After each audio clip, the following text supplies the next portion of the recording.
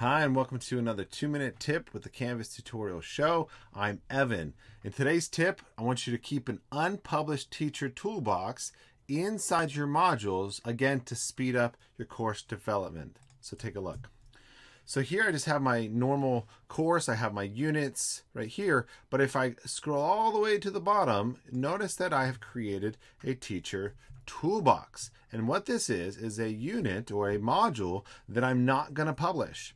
And inside of it, I keep templates of the different types of assignments that I would give. Now here I just have assignment type, page type, discussion type, but you could have dozens of different templates, and you could even, and probably should, name these as template for your organization.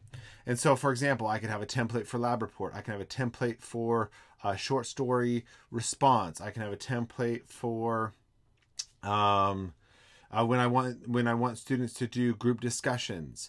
The benefit of having a template is that you can set up your structure.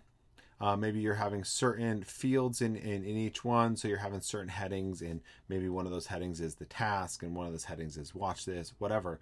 And you can just come in here, and whenever you need to use that template, click on the snowman, hit duplicate, and then you're going to drag it up into your unit wherever you want it. Oh, make sure it gets there. Wherever you want it, and now you can go ahead and get in there and use it. There's a concept in web design that's called DRY, D-R-Y, and basically it means don't repeat yourself. If you're going to spend all this time creating a good template or a good content, then turn that content or that assignment into a template, throw that template into your teacher toolbox, and then anytime you need to use it, you just grab it out and go.